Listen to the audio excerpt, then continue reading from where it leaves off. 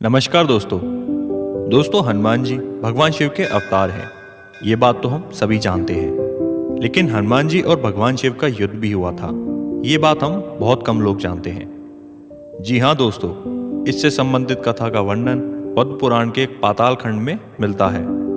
तो आज हम आपको इस अद्भुत कथा के बारे में बताएंगे कि किस प्रकार भगवान शिव और हनुमान जी में युद्ध होने का क्या कारण था और कैसे यह युद्ध समाप्त हुआ। वीडियो में आगे बढ़ने से पहले आप सभी से एक निवेदन है कि अगर अभी तक आपने हमारे चैनल को सब्सक्राइब नहीं किया है तो सब्सक्राइब कर लें और बेल आइकन पर क्लिक करके हमारे परिवार का हिस्सा बन जाएं। ये बात रामायण काल की है, जब भगवान श्री राम अपना वनवास पूरा करके अपने राज्य अयोध्या पहुंचकर राजपाट संभाल रहे थे। तब भगवान श्री राम ने अश्वत्थमेघ यज्ञ किया। उन्होंने एक अश्व को छोड़ दिया और यह घोषणा की कि जहाँ जहाँ ये अश्व जाएगा वो स्थान राम राज्य कहलाएगा, और यदि किसी ने भी इस अश्व को रोका तो उसे श्री राम से युद्ध करना पड़ेगा। इसीलिए उस अश्व को कोई रोकने का साहस नहीं करता। लेकिन एक दिन यज्ञ का घोड़ा घूमते हुए देवपुर नाम के नगर में जा पहुंचा। उस नगर के राजा का नाम वीरमणि था। वीरमणि भगवान शिव का परम भक्त था, इसलिए देवपुर की रक्षा स्वयं भगवान शिव करते थे। वीरमणि के पुत्र ने जब यज्ञ का घोड़ा देखा तो उसने उसे बंदी बना लिया। यह बात जब घोड़े की रक्षा कर रहे शत्रुघ्न को पता चली तो उन्होंने देवपुर पर आक्रमण करने का निश्चय किया। शत्रुघ्न और राजा वीरमणि की सेना में भयंकर युद्ध छिड़ गया। हनुमान जी भी वीरमणि की सेना का संहार करने लगे। श्री राम के भाई भरत के पुत्र पुष्कल ने जब राजा वीरमणि को घायल कर दिया तो उसकी सेना अपनी जान बचाकर भागने लगी। जब भगवान महादेव ने अपने भक्त का यह हाल देखा तो वे भी उनके पक्ष में युद्ध करने लगे। भगवान शिव को युद्ध करता हुआ देख शत्रुघ्न भी वहां आ गया। दोनों में भयंकर युद्ध होने लगा। भगवान शिव ने वीरभद्र को पुष्कल से नंदी और हनुमान से युद्ध करने के लिए भेजा।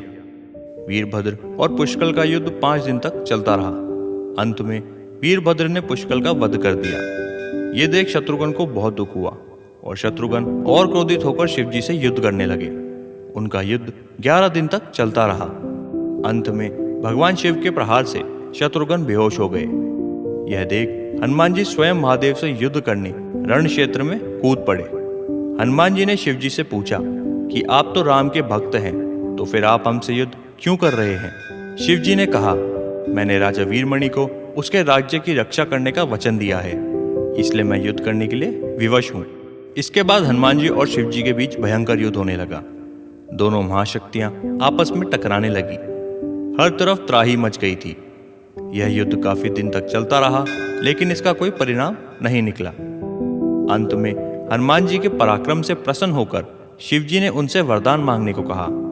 तब हनुमान जी ने कहा, इस युद्ध में भरत के पुत्र पुष्कल मारे गए और शत्रुघ्न भी बेहोश हो गए। मैं द्रोणागिरी पर्वत पर संजीवनी औषधि लेने जा रहा हूँ, तब तक आप इनके शरीर की रक्षा कीजिए। शिव जी ने उन्हें यह वरदान दे दिया। इधर हनुमान जी तुरंत द्रोणागिरी पर्वत पर आए और संजीवनी औषधि लेकर पुनः युद्ध भूमि में आ गए। उस औषधि से हनुमान जी ने पुष्कल को पुनः जीवित कर दिया और शत्रुघ्न को भी स्वस्थ कर दिया।